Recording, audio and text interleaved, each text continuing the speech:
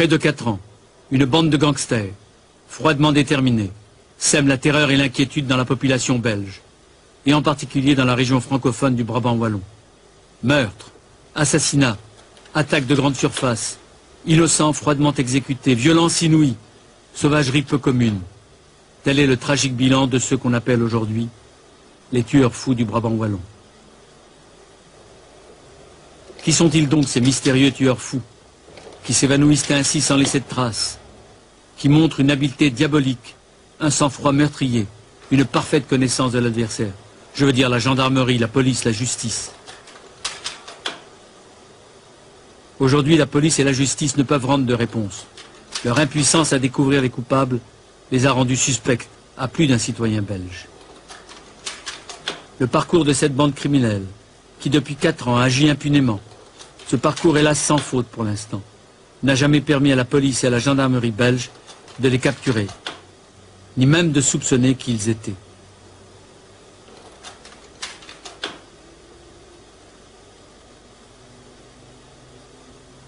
« 28 morts, des dizaines de blessés, et tout cela sans mobile apparent.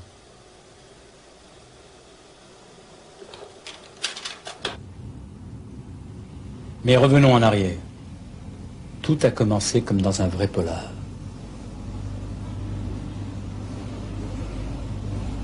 Ce 30 septembre 1982, il était 10h30 du matin, un jour comme les autres. Un jour dont on n'attend rien. Rien de spécial.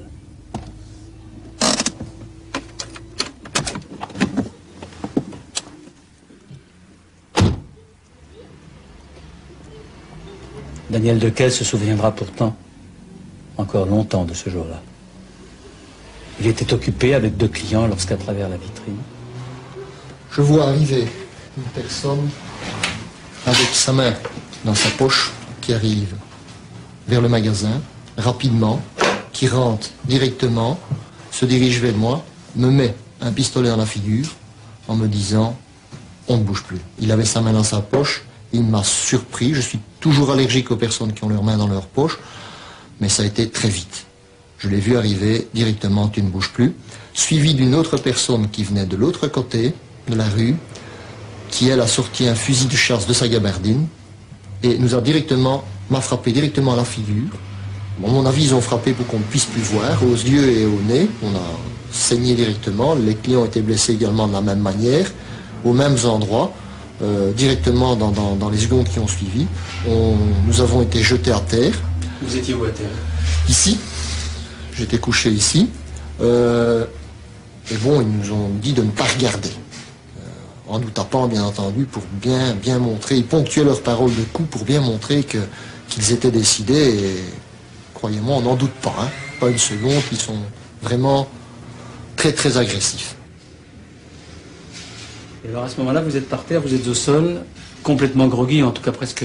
disons que conscient de mon incapacité physique, parce qu'on est blessé, on a peur, on le sent, on le dit, on sent qu'ils sont arrivés là où ils voulaient.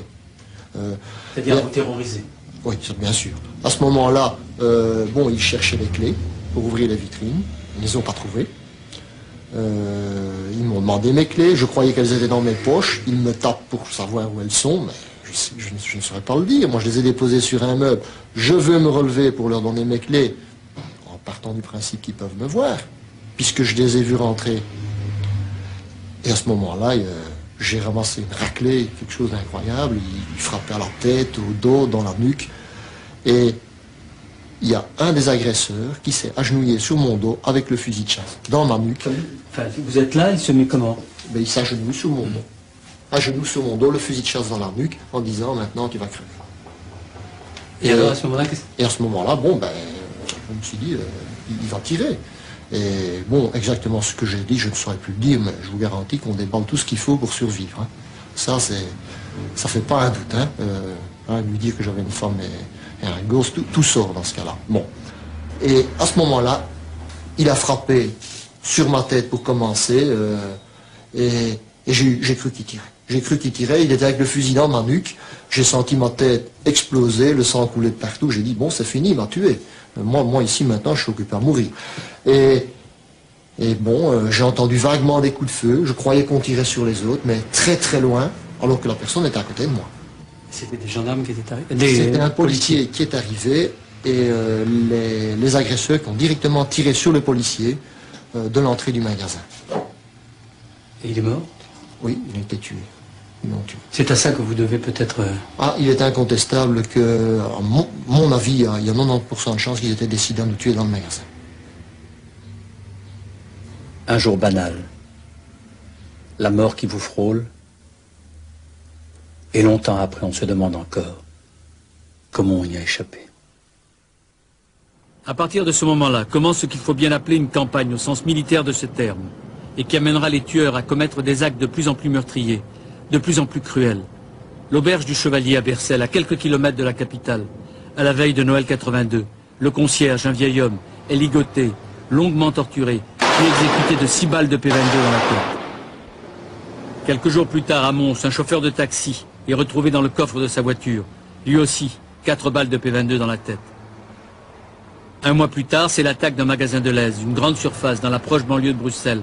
Ça ne fait pas encore la une des journaux. Pas encore, du moins. Pas de victimes. Les bandits raflent 700 000 francs belges. 5 jours plus tard, une nouvelle fois, un centre de Lèze est à nouveau attaqué. Une femme est blessée. Montant du hold-up 600 000 francs belges.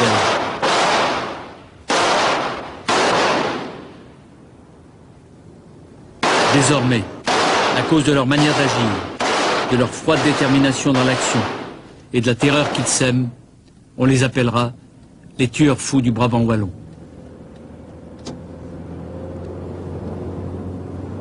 Pour toutes ces attaques, les bandits étaient armés du fameux fusil Riot Gun, toujours en vente libre en Belgique, et qui est terriblement meurtrier. Ils se déplaçaient toujours dans des voitures ultra rapides, les Golf GTI, et portaient des masques. Une sorte de signature, en quelque sorte.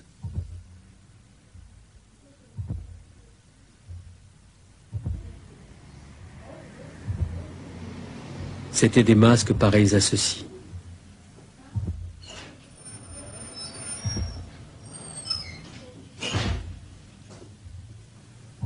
Des masques pour faire peur,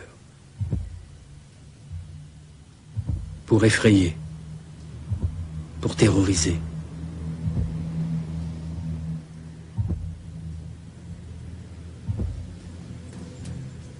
Pour se dissimuler aussi, bien sûr, mais d'abord faire peur.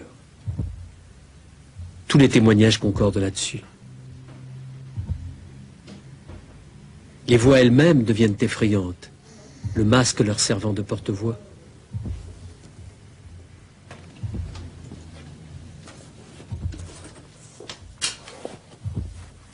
Mais le port d'un masque ne suffit pas pour faire peur. On peut rire d'un masque, aussi effrayant soit-il, sauf si l'homme masqué tient entre ses mains un Riot Gun, cette arme terriblement meurtrière.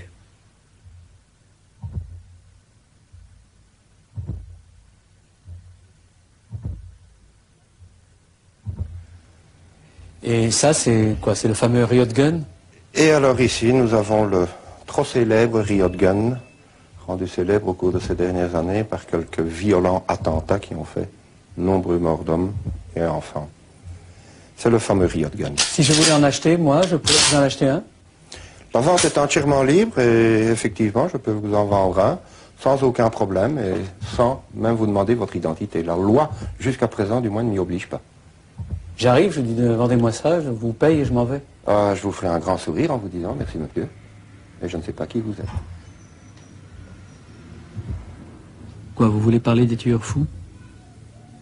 Enfin, je pense à eux, du moins, en vous parlant comme ça. Ils ont pu se fournir en armes comment? Chez n'importe qui.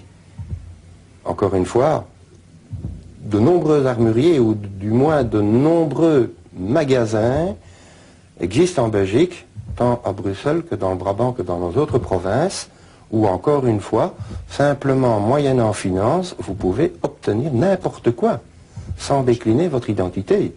À ce moment-là, il est beaucoup plus facile pour un tueur d'acheter ce trop célèbre et barbare Riot Gun qu'une arme de poing, où là, il va devoir décliner son identité, obtenir l'autorisation préalable avant l'achat, tandis que ceci, c'est libre.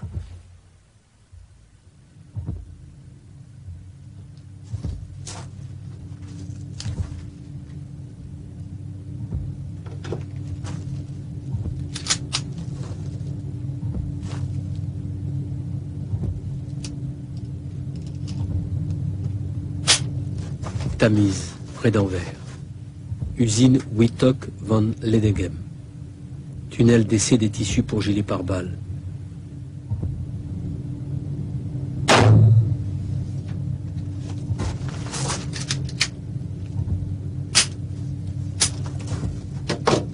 C'est ici que l'on teste la résistance des fibres qui constituent la trame essentielle des gilets pare-balles les plus sophistiqués de Belgique. Une balle de 9 mm à 5 mètres et le tissu n'est pas traversé. C'est ici que les tueurs viendront, une nuit de septembre 83. Oui. Voilà. Voyez-vous, le Kevlar n'est pas pénétré. On voit encore la balle de 9 mm Parabellum. Les attaques avaient cessé depuis quelques mois. La police, la gendarmerie respiraient, la justice aussi. Et puis soudain, elles reprirent d'une manière inhabituelle, justement ici à Tamise, dans cette usine Wittok van Ledegem.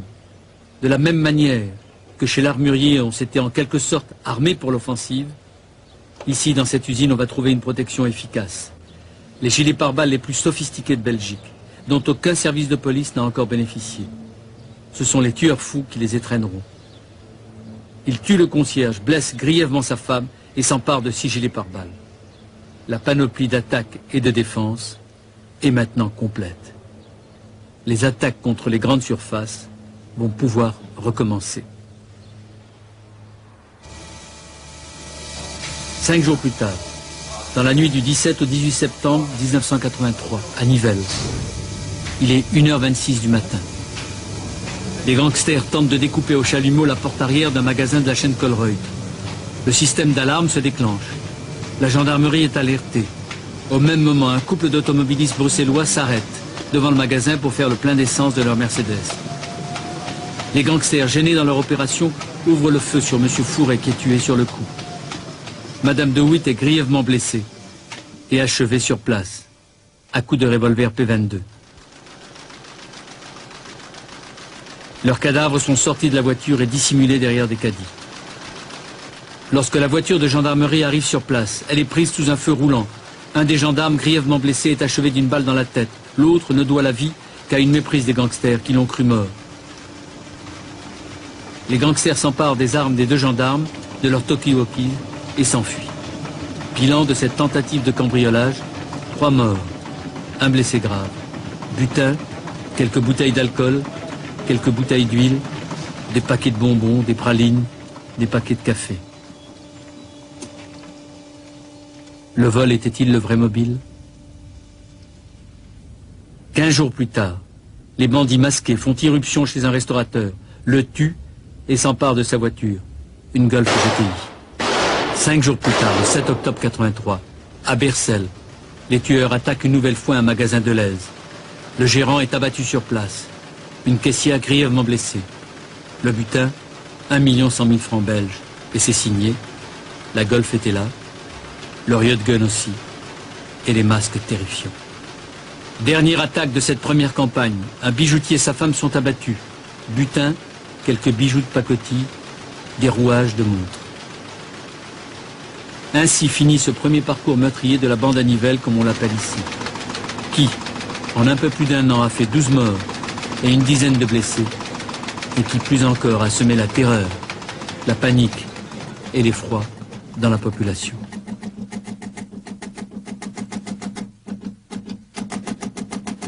Novembre-décembre 83. Dans l'affaire des tueurs fous du Brabant wallon, la police et la gendarmerie viennent de marquer un point. La bande des tueurs est sous les verrous. 7 individus ont été arrêtés et écroués après être passés aux aveux. Tout le monde respire. On tient la bande. Du moins le croit-on. Jean-Claude Esteviénard, déjà condamné pour hold-up il y a 7 ans, en semi-liberté. Francesco Nardella, un garagiste d'origine italienne. Jean-Louis Dramex, monteur en chauffage. Robert Becker, dit Balou. Adriano Vittorio, français de Tunisie, ancien membre du SAC, le service d'action civique. Michel Baudet, monteur en échafaudage. Et Michel Cocu, ancien policier communal. Ce dernier semble être le cerveau de l'organisation. Hélas, au bout de quelques semaines, tout s'effondre. Tous se rétracteront. et seront libérés au cours de l'année 84-85. Mais l'enquête, elle, doit repartir à zéro. Lorsque soudain, en septembre 85, la bande réapparaît. Et cette réapparition est violente, brutale, folle, sans mesure. Coup sur coup, le 27 septembre, elle attaque en 2 endroits. À 20h30, un magasin de Lèze en pays wallon. Et 20 minutes plus tard, en pays flamand, un autre magasin de Lèze. 8 morts, 2 blessés graves. Butin, 800 000 francs belges. Et 5 semaines plus tard, la même violence brutale éclate dans un de Lèze. Et c'est encore 8 morts et des blessés graves. Et puis surtout, cette violence folle, aveugle, qui sème l'épouvante. L'arme à la hanche, les bandits traversent le parking. Un enfant de 12 ans négligemment appuyé à son vélo est froidement abattu. Une caissière ne parvient pas à ouvrir sa caisse, froidement abattu. Un client crie son effroi, il est froidement abattu. Un gardien est lui aussi abattu. 2 enfants pris de peur se réfugient derrière des présentoirs des bandes dessinées, abattus sans hésitation. Dehors, un jeune homme colle des affiches, il est de dos, il ne voit rien. Et pourtant, il est froidement abattu. La Belgique tout entière est en état de choc. L'inquiétude est à son comble. La colère aussi. Mais est-on simplement en présence d'une bande de truands plus charpentés que les autres? Plus meurtrière, mais tout de même une bande de gangsters? Ce serait plus rassurant. Des truands et rien d'autre. C'est ce que pense le procureur du roi de Nivelles, pour qui l'enquête s'avère difficile. Le premier cercle à quoi tout nous invite, selon lui, c'est le cercle du banditisme traditionnel. Les auteurs de ces agressions sont des prédateurs, et je ne crois pas qu'il faut y voir ni du terrorisme, ni des mouvements d'extrémisme politique. Ni même du racket. On a parlé de racket à propos de Deleuze. Nous avons vérifié, n'est-ce pas, et je peux vous dire que, sans trahir encore une fois le secret de l'instruction, que ce n'est pas du racket, c'est une délinquance de prédateurs. Prédateurs, pillards, hommes vivant de butin et de rapine. La motivation, c'est l'argent. La motivation est l'argent. Je n'en vois raisonnablement pas d'autre. C'est le mobile, à votre avis? C'est le mobile.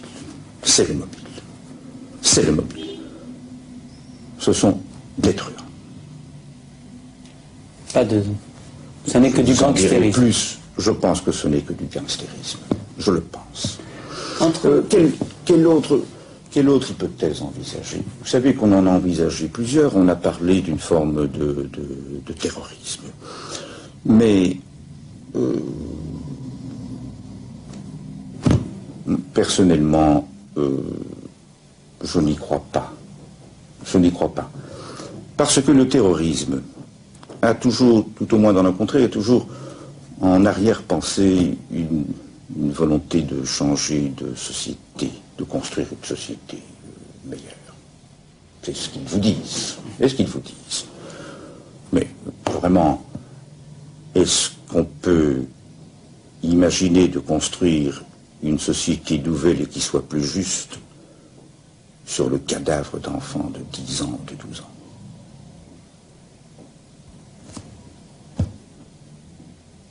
Je pense que le mobile, c'est l'argent. Et je vous répète, ce sont des prédateurs. Ce sont des prédateurs.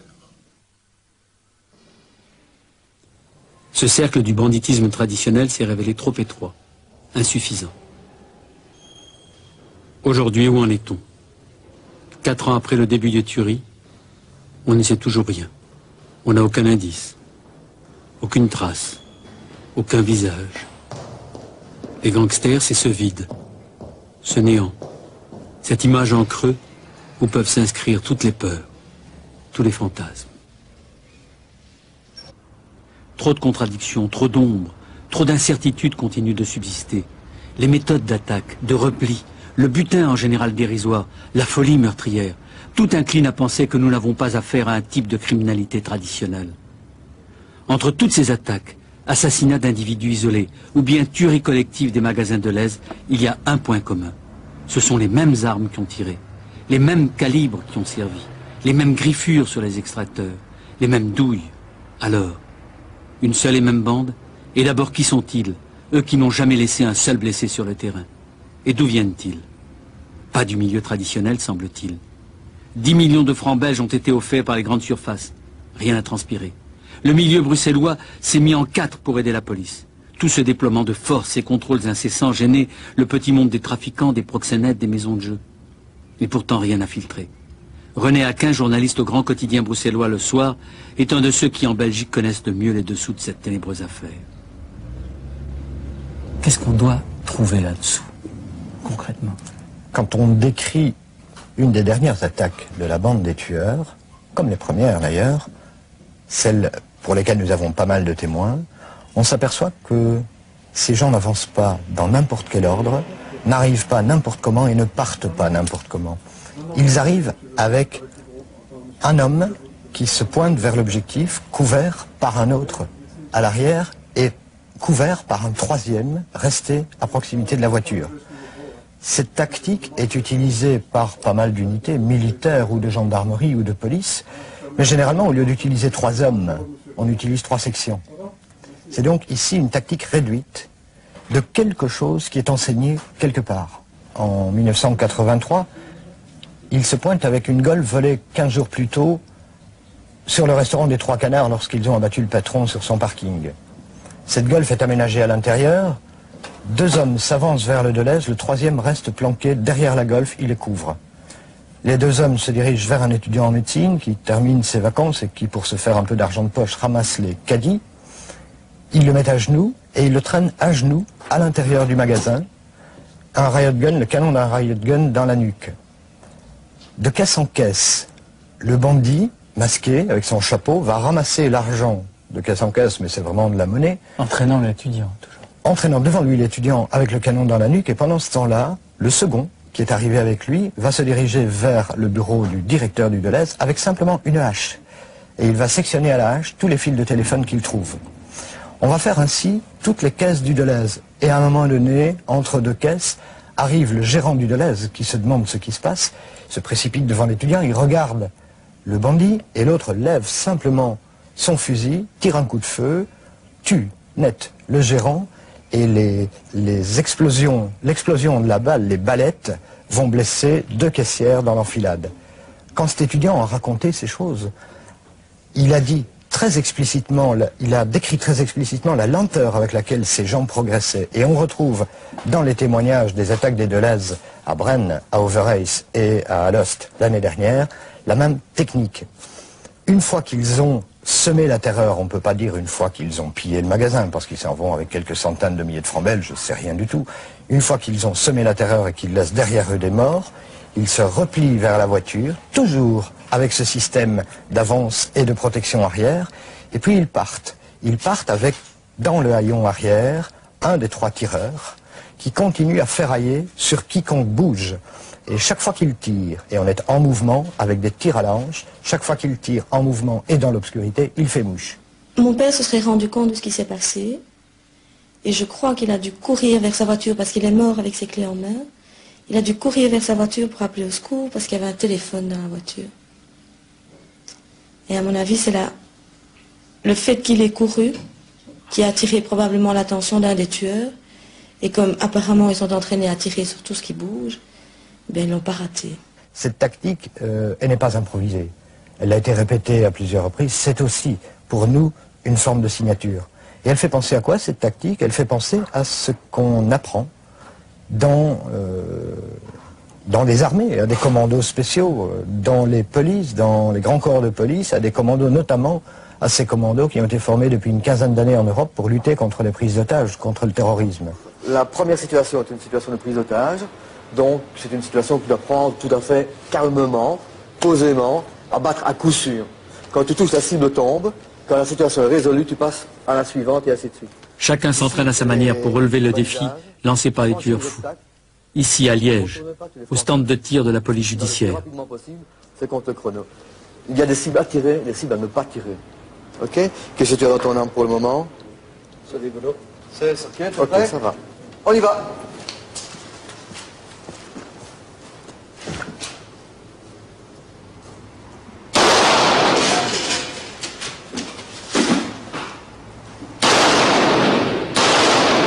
Oui, c'est bien. On y va en cours. L'obstacle, tension à l'arme, bien.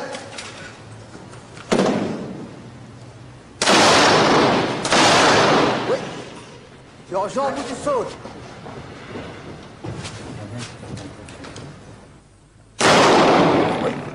Les jeunes loups de la PJ, pareils à ceux d'outre-Atlantique, jeunes, agiles, s'entraînent.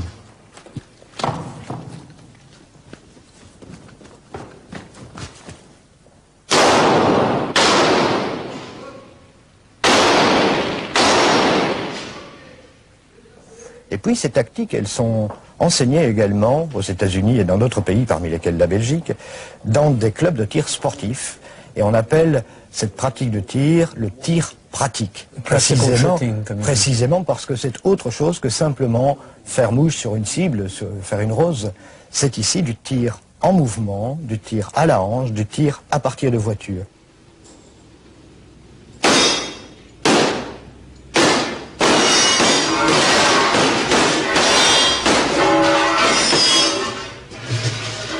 Ces tireurs, il y en a combien sur le territoire belge? Environ 2500, 3000, et certains vont même jusqu'à dire qu'il y en aurait 4000 en Belgique. Alors brusquement, quand on voit la situation du pays au niveau de l'organisation de ces clubs de tir sportifs, on est pris brusquement d'un frisson à cause de la bande du Brabant wallon. On se dit, tiens, notre gendarmerie a quelques unités de tireurs d'élite, les polices communales en ont très très peu, la police judiciaire a quelques tireurs d'élite, et dans le pays, il y aurait donc peut-être 4000 civils appartenant à des clubs divers, représentés au sein de fédérations internationales, qu'on pourrait, et c'est ici que le frisson court dans le dos, qu'on pourrait peut-être un matin décider de lever. Et on aurait ainsi une armée formée exclusivement de tireurs de tir pratique. C'est quelque chose d'effrayant. Il est évident que ceux qui vont de temps en temps s'exercer à cet entraînement au tir ne sont pas les tueurs du Brabant.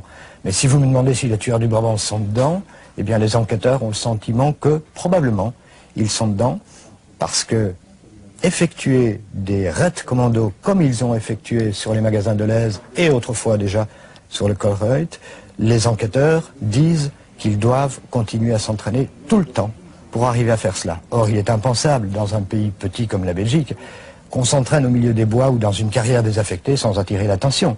Le meilleur endroit pour s'entraîner, c'est là où d'autres s'entraînent. On ne fait pas de bruit, on fait le bruit au milieu des autres.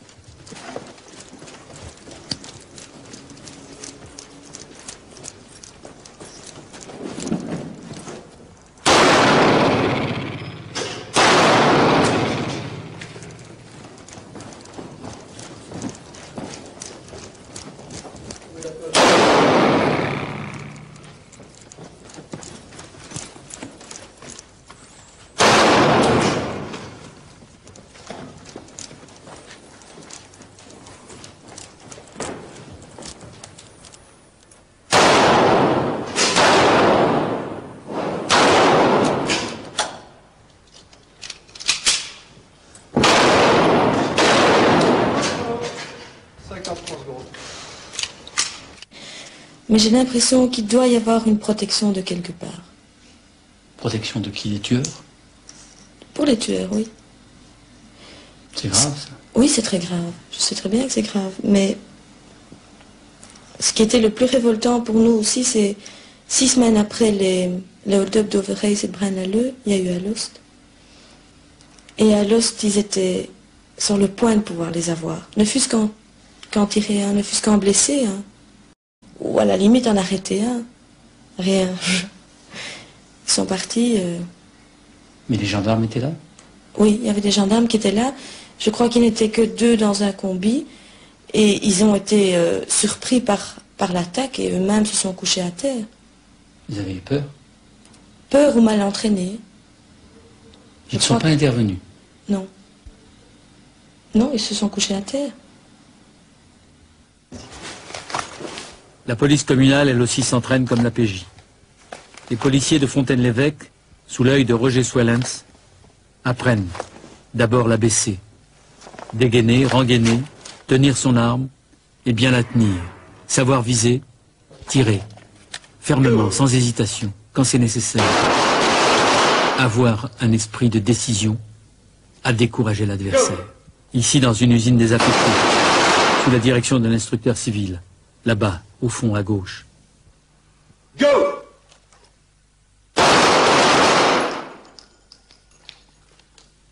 Alors quoi? Tu raquettes? Et qui? Un syndicat du crime? Mais d'abord, qui est cette société de Leyze, sur laquelle les tueurs semblent particulièrement s'acharner?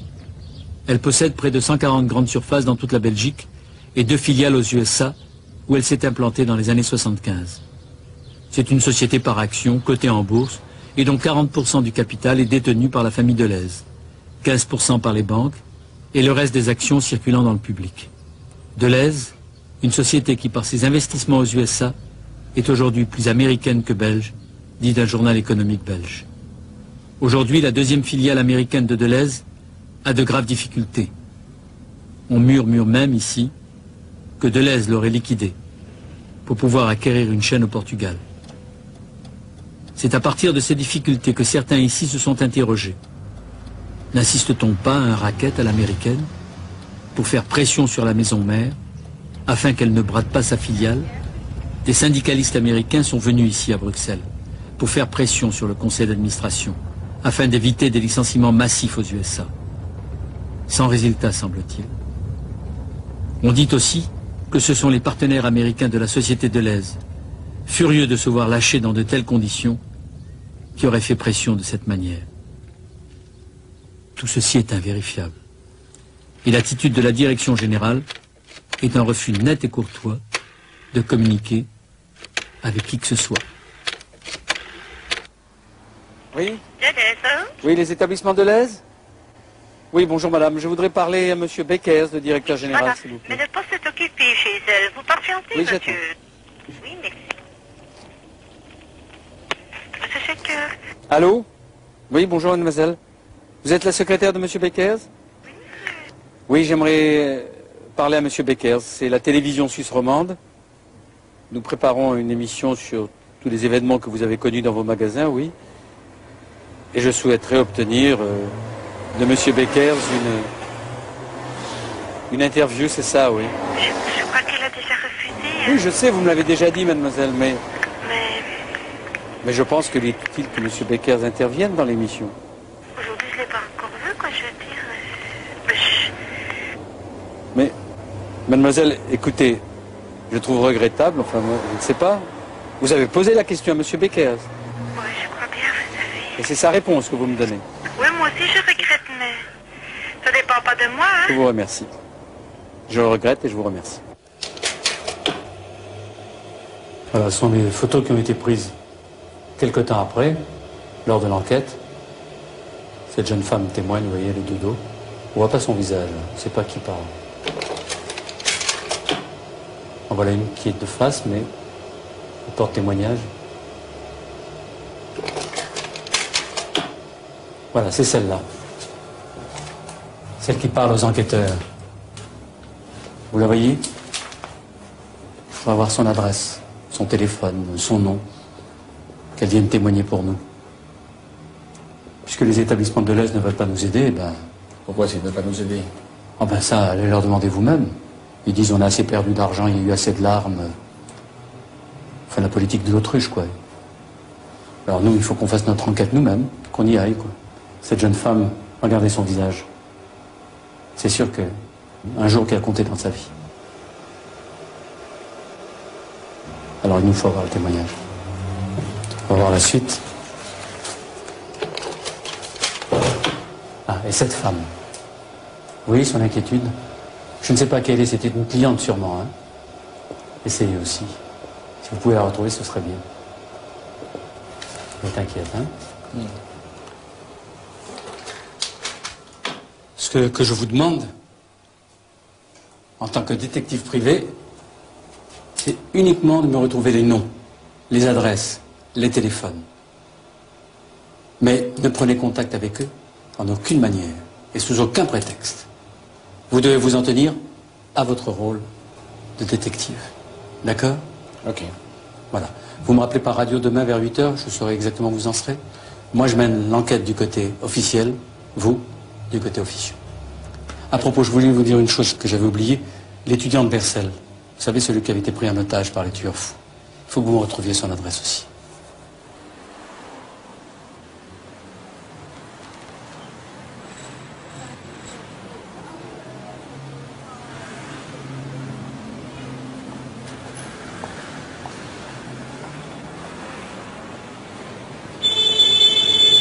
Pardon, monsieur, c'est quel numéro ici Vous pouvez pas venir un instant? Je crois que c'est tout à fait au bout de la rue. Là, vous êtes en voiture? Oui, je suis garé là-bas, oui. C'est dans le quartier, peut-être au bout de l'avenue Louise.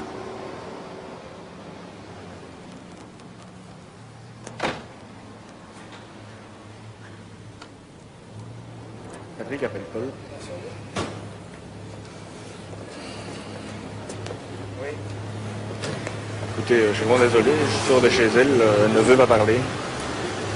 Elle a peur, elle ne veut pas être mêlée à tout ce qui est interrogatoire, enquête, police, etc. Il faudrait que vous me donniez une autre adresse. Mais nous vous garantissons l'anonymat, hein, comprenez bien, ça pourrait aider d'abord moi en tant que détective dans mon enquête, et puis d'autres gens à trouver ces coupables. Oui.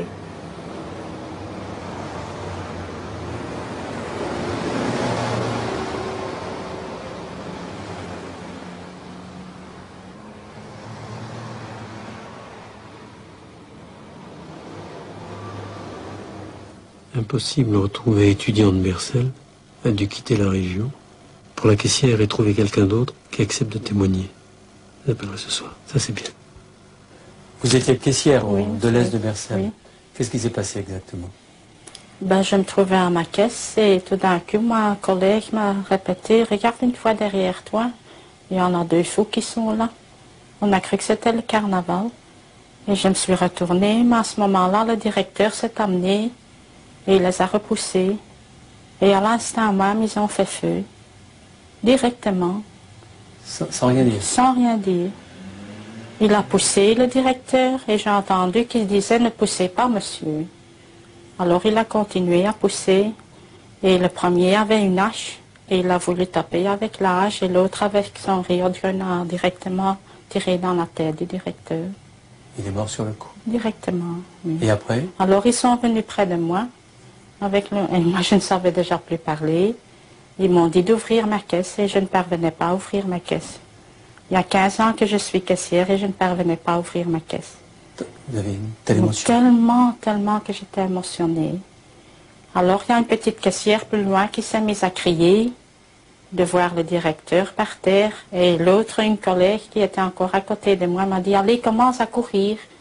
Et j'ai pris tous les risques. Je me suis encourue pendant qu'ils étaient à côté de moi.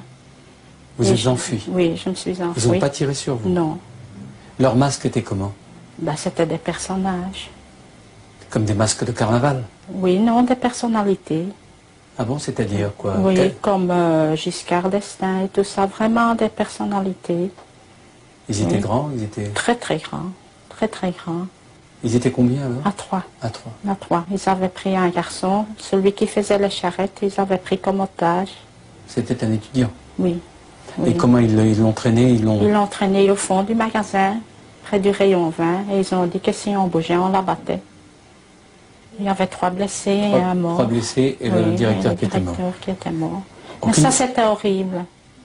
Le directeur, il a sauté jusqu'au plafond. Comme ça, là, et sa figure, oh, je ne pourrai jamais l'oublier. Sa figure a éclaté en morceaux. Terrible, terrible, terrible. Une véritable forteresse. Coriace, le lion de l'Aise. Il n'en demeure pas moins que la thèse du racket, quand on observe scrupuleusement les faits, n'est pas totalement absurde. La première campagne, disions-nous, va d'octobre 82 à décembre 83. C'est ce qu'on pourrait appeler l'attaque et la mise en condition. Les magasins de l'Aise résistent, la violence monte jusqu'au moment où l'on cède devant tant d'horreurs et où l'on paye. Puis, pendant 2 ans, plus rien, puisqu'on paye. Au bout de 2 ans, la société se rebiffe. Reprise des attaques, avec une violence extrême. 16 morts en 2 attaques. Les versements reprennent. Depuis novembre 85, plus rien ne se passe. Et voici le deuxième cercle, celui du racket, auquel tout le monde pense intérieurement, mais que chacun refuse publiquement. Et dans un conseil d'administration comme celui de Deleuze, vous pensez que aucun des hommes présents n'aurait accepté une telle hypothèse? Je ne crois pas. Gabriel Lefebvre du journal La Cité. Je ne crois pas. Non, c'est pratiquement impossible à imaginer. Ce serait affreux. C'est peut-être pour ça que je ne peux pas l'imaginer, ce serait trop affreux. Mais je ne pense pas. D'ailleurs, je ne pense pas que partout ailleurs dans le monde, il y ait eu de telles pressions sur des chaînes de grands magasins, sur des intérêts économiques, et qu'ils auraient accepté que des dizaines de personnes soient tuées. 28 morts, c'est énorme, vous vous rendez compte? C'est gigantesque ça. Si on compte tout, si on compte tous les morts. Mais rien que le nombre de morts uniquement dans les agressions contre des grands magasins, c'est déjà impensable d'imaginer ça, non? Probablement parce que nous ne voulons pas admettre ce genre d'hypothèse, mais non, il y a quelque chose dans la mentalité, dans la façon d'agir chez nous qui n'autorise pas ce type de déduction. La thèse du racket ne vous paraît pas convaincante à vous aussi? C'est une des hypothèses, un des scénarios disponibles, mais parmi ces hypothèses, elle ne me paraît pas la meilleure, pour plusieurs raisons. D'abord, la société Deleuze, qui a, il est vrai, un versant aux États-Unis, qui a eu des problèmes avec les syndicats américains, et dont on a dit qu'elle était peut-être l'objet d'un racket de la part de ces syndicats américains. La société Deleuze dit non, ce n'est pas vrai, nous n'avons pas de menace, jamais eu de menace. On peut la croire sur parole? Pas sur parole, mais enfin, il me semble tout de même assez audacieux de venir dire nous n'avons jamais eu de menace s'ils en avaient eu. Il y a des enquêtes judiciaires en cours, il y a 30 morts dans ces affaires. Le second cercle, celui du racket, celui du syndicat du crime se referme. Sans avoir convaincu personne, on se refuse à penser une telle idée. Et voici le troisième cercle, celui du terrorisme. Chacun ici semble y penser sérieusement. Une forme peu banale de terrorisme, il faut en convenir, mais du terrorisme quand même. Reprenons l'attaque du Colruyt de Nivelles. Vous vous en souvenez, 2 automobilistes sont exécutés froidement ainsi qu'un gendarme. Que venaient faire ces 2 personnes, Madame De Witt et Monsieur Fourré, à cette heure-là? Venaient-ils réellement prendre de l'essence? En fait, il semble qu'ils aient été suivis depuis Paris, d'où ils venaient, par les tueurs. Ceux-ci les auraient attendus à la station d'essence où ils avaient coutume de faire le plein et les auraient abattus, comme ils avaient abattu le concierge de l'auberge du Chevalier ou le restaurateur des Trois Canards. Toutes ces personnes auraient participé au financement et au trafic d'armes en faveur des phalangistes chrétiens du Liban. Toutes ces affaires révèlent autre chose que du banditisme vulgaire. Yann Capel, de la Ligue des droits de l'homme de Louvain. Qu'est-ce que vous en pensez, vous, de cette histoire? Eh bien, moi, je pense qu'il s'agit du terrorisme et du terrorisme politique, mais du terrorisme qui est camouflé dans un emballage de criminalité. Ce qu'on a vu aussi en France, par exemple, avec l'OAS, où il y a un mélange entre une certaine forme de criminalité et de gangstérisme et des actions politiques non légales, quoi. Mais ce qu'on voit, ce qu'on peut apercevoir, c'est qu'ils manipulent de façon remarquable des techniques militaires et même des techniques antiterroristes. Par exemple, la manière dont ils attaquent à partir des parkings les bâtiments des supermarchés trahit un entraînement et une technique antiterroriste qui est peu commun même avec les policiers ordinaires, mais qui est entraîné dans les corps d'élite.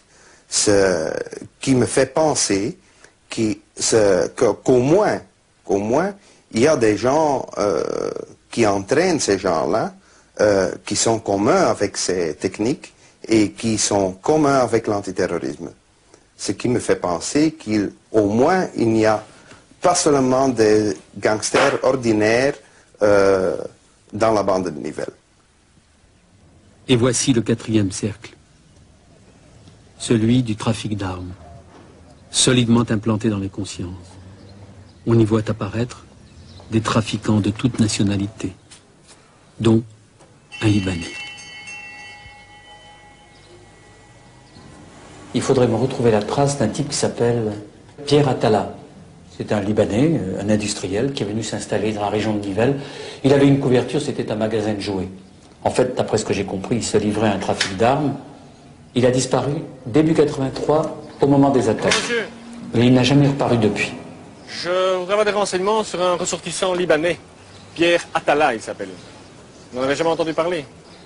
Non, parce que je ne suis pas libanais, je travaille ici, mais... Ah bon. Pour obtenir des renseignements à son sujet, c'est un industriel de la région de Nivelles.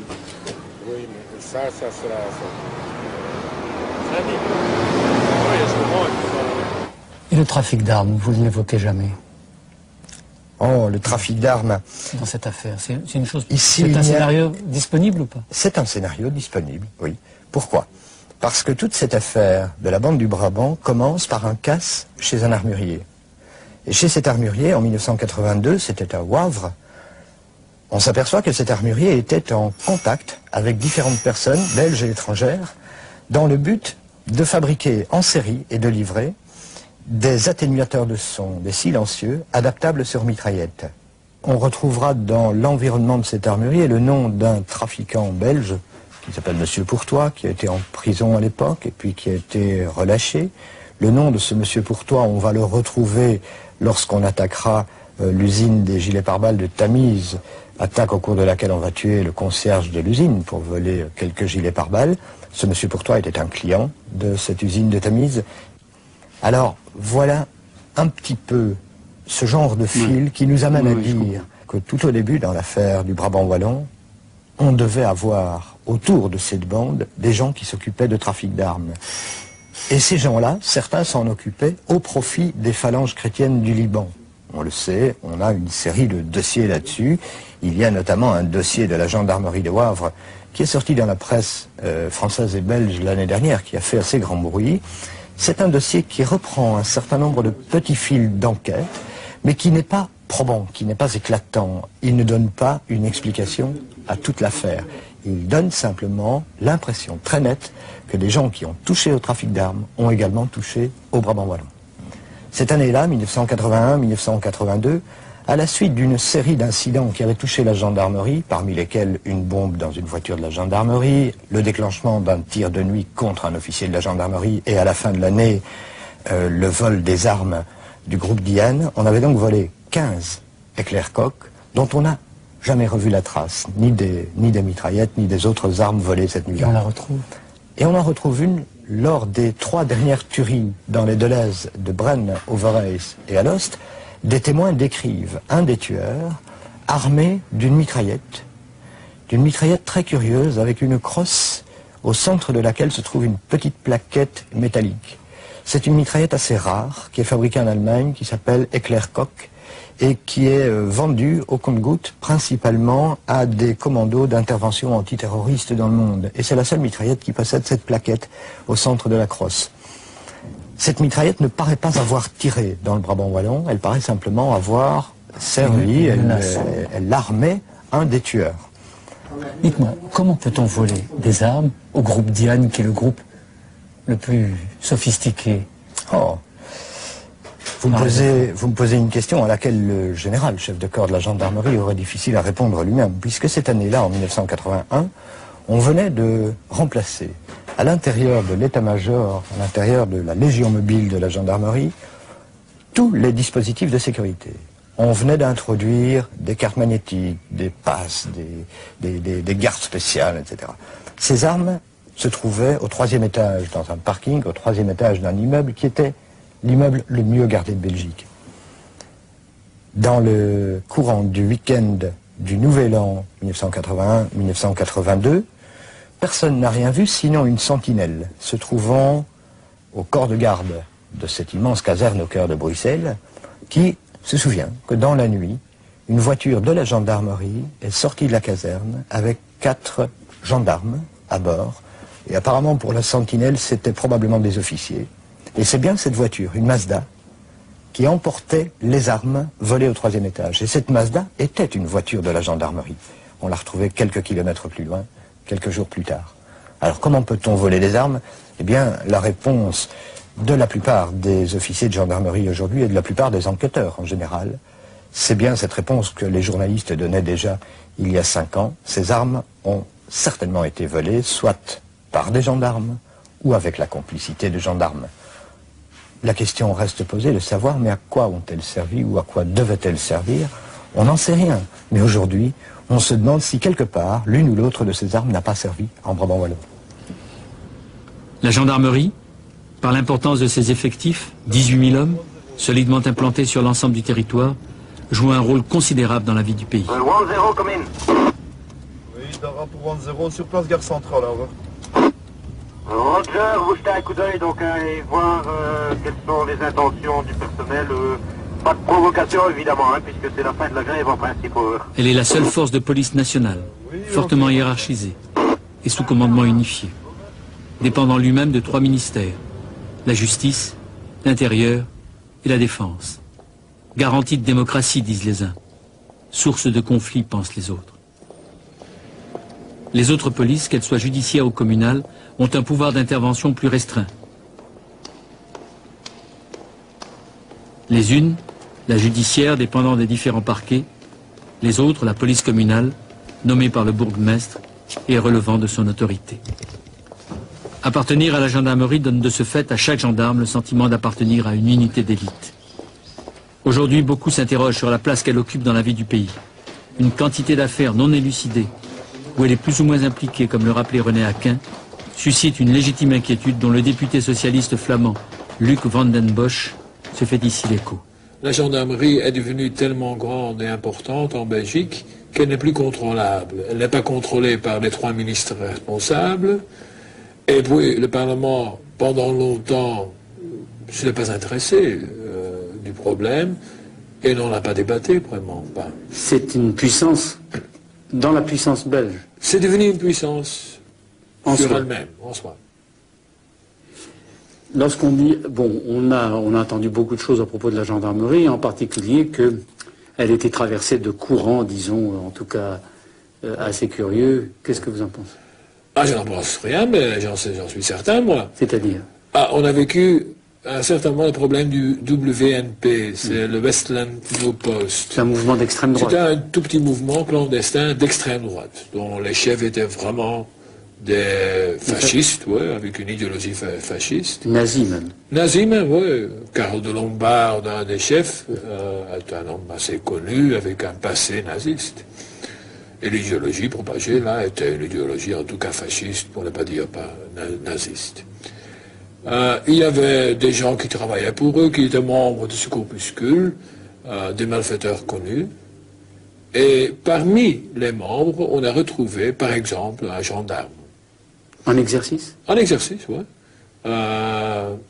Et le type est encore gendarme pour le moment, même que, après des questions que j'ai posées, le ministre a fait commencer la procédure pour l'expulser. Mais on ne fait pas trop de hâte, non. Mais c'était donc un type qui dit à tout le monde qu'il est d'extrême droite, etc. Et c'est pas le seul. C'est le seul qu'on connaît vraiment avec une certitude qu'il était membre du Westland New Post, et ça ne s'est pas arrêté là avec ça. On a maintenant un nouveau corpuscule qu'on connaît, ce sont les membres du Graal, et là de nouveau, le même Barbet, pour citer le nom, réapparaît. Un seul gendarme ne fait pas la gendarmerie. Oui, ne fait pas la gendarmerie. Ouais. Oui, ça c'est vrai, mais le problème de la gendarmerie n'est pas ce seul gendarme, ni vraiment le problème de l'extrême droite pour le moment au sein de la gendarmerie. Le problème, c'est le fait que la gendarmerie est devenue incontrôlable et que le monde politique ne contrôle plus la gendarmerie.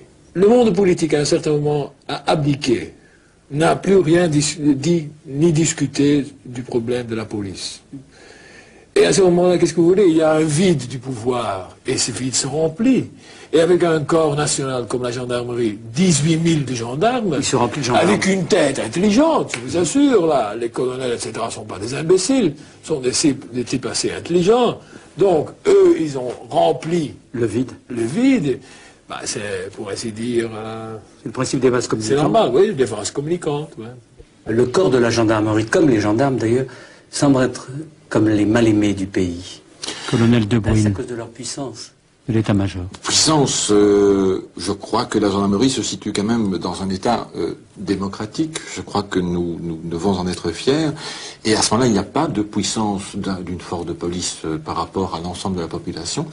Il est bien évident que, ne fût-ce que par nos missions de maintien de l'ordre, nous n'avons pas toujours le très beau rôle à jouer. Et de ce côté-là, bien sûr, nous sommes les mal aimés, c'est assez évident. Vas-y, allez, tu vas. Professionnel. Hier, on intervenait, je ne dirais pas les deux mains dans les poches, mais pratiquement on allait régler un petit différend. Non, je crois qu'il faut s'attendre à ce que ce différend tourne éventuellement mal.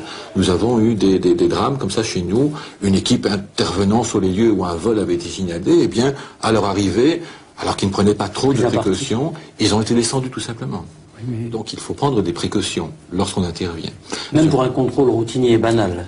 Ben oui, parce que vous ne savez jamais à qui vous avez affaire, et justement, vous pouvez, lors de ces contrôles-là, tomber sur des malfaiteurs qui n'hésiteront pas à tirer. Donc il faut là, déjà, changer, modifier notre attitude de base, qui était relativement bon enfant, il faut bien l'avouer.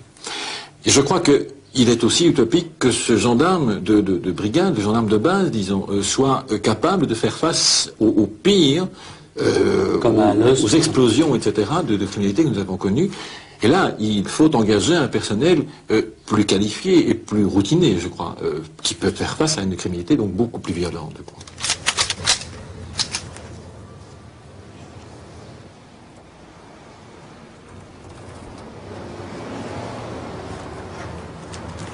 Fermez la porte de votre jambe droite. Le rêve de tout gendarme, c'est de pouvoir arrêter les tueurs fous, comme ici à l'exercice, avec autant de sang-froid, autant de maîtrise. Sur votre droite. Vous tournez sur vous-même. Encore un demi-tour. Stop, écartez les jambes. Plus fort. À genoux. Croisez les pieds. Ne pourront-ils ce jour-là? Ils s'exercent en tout cas.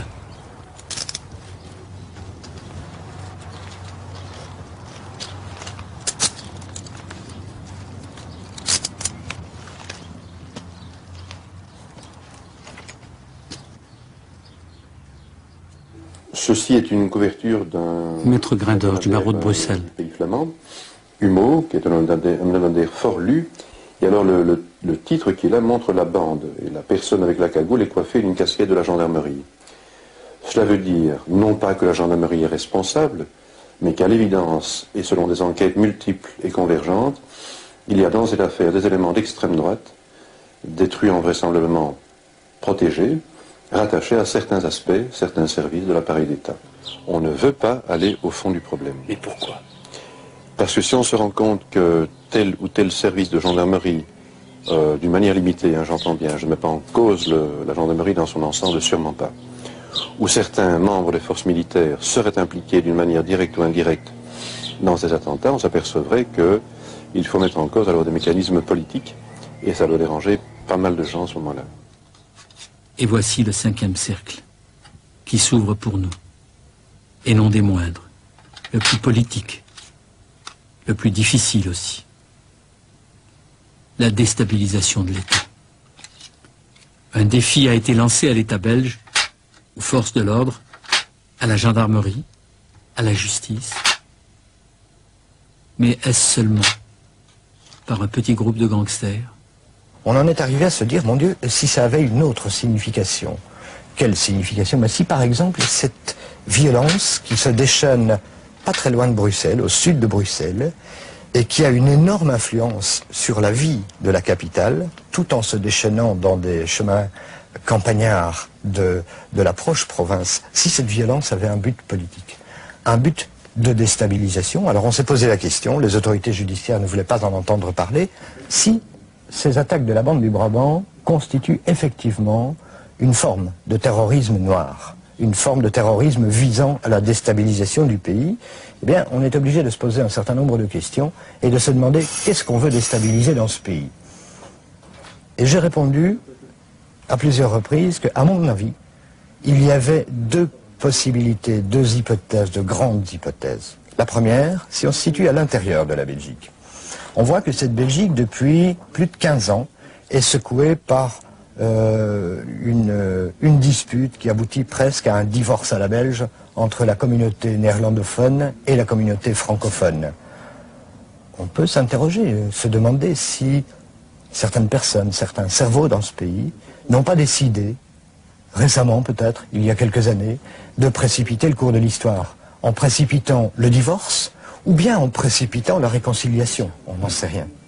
Et puis si l'on quitte ce terrain intérieur à la Belgique, et si l'on voit la Belgique un peu comme une plateforme de forage en mer du Nord, au milieu d'une Europe qui s'organise autour d'elle, puisque la Belgique est tout de même le quartier général de l'OTAN, et qu'elle est le centre des communautés européennes, avec tout ce que ça représente en matière économique, en matière politique, on peut se demander si cette Belgique, très fragile à l'intérieur, satisfait encore les partenaires. Et les partenaires qui sont sur le plan de l'OTAN, aussi bien les Européens que les Américains, tandis que sur le plan des communautés européennes, ce sont plutôt les partenaires européens. Si on ne satisfait plus les partenaires, si les partenaires estiment que nous sommes trop fragiles, on peut imaginer, vous savez, on vit à une époque tellement troublée, on l'a vu dans d'autres régions du monde que ça se pratiquait, on peut imaginer que de l'extérieur, on nous ait envoyé une forme de violence politique qui nous oblige, qui oblige nos institutions à se restructurer, à se fortifier. Et on peut, à l'inverse, imaginer que de l'extérieur, alors ce serait de l'autre côté des partenaires, il faudrait passer le rideau de fer. Alors en principe, on pourrait imaginer que face à une Belgique fragile, une Belgique fissurée, de l'autre côté, on en profite et on se dit c'est le moment de la fissurer encore plus, c'est l'état-major, c'est le centre de l'Europe, fissurons davantage. Oui, en définitive, on part d'un fait de gangstérisme banal, important, et puis par cercle concentrique comme une pierre que l'on jette dans l'eau, on agrandit et on aboutit au cœur de l'État. L'État belge semble miné par une petite affaire de gangstérisme. Est-ce qu'on a le droit de faire ces extrapolations? Qu'est-ce qui fonde une telle démarche? Mais il y a plusieurs réflexions à cet égard, parce que votre question est pertinente. Le fait que ce gangstérisme-là est tout à fait exceptionnel en ce sens qu'il ne vise pas l'argent. Chaque fois dans les différentes attaques, les butins sont dérisoires. Deuxièmement, on tue pour tuer, vraiment, et non pas pour se couvrir ou dans les circonstances parfois dramatiques ou malheureuses de tel hold-up, où ça tourne mal, on abat quelqu'un. On tue délibérément. Et on tue des innocents pour créer un climat de terreur. Autre réflexion, on ne trouve pas. Et jusqu'à ce jour, on ne trouve rien. Ensuite, les techniques utilisées à plusieurs reprises sont des techniques proches de milieux militaires ou de milieux paramilitaires. Alors, à qui bénéficie une telle affaire, si ce n'est à des groupes à la fois qui existent et qui sont officiellement dissous, qui souhaitent un renforcement de l'État dans ce qu'il a de dur, de répressif, de restriction des libertés, de contrôle supplémentaire, de renforcement du budget des hommes des forces de l'ordre, alors qu'on a suffisamment d'équipement, me semble-t-il.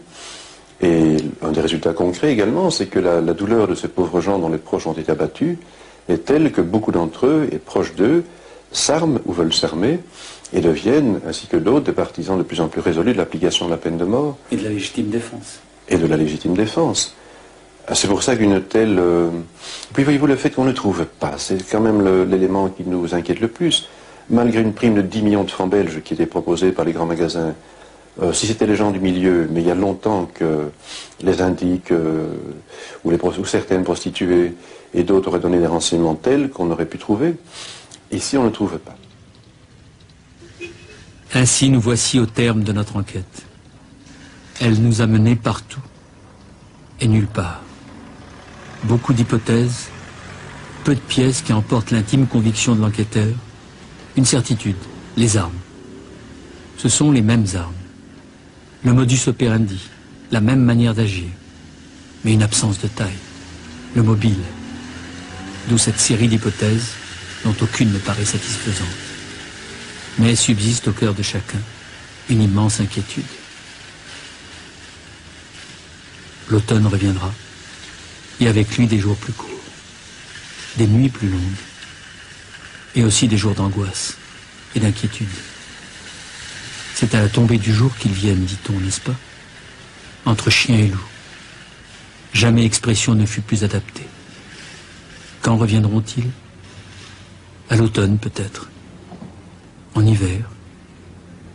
Chacun ici est persuadé qu'ils reviendront. Les mystérieux tueurs fous.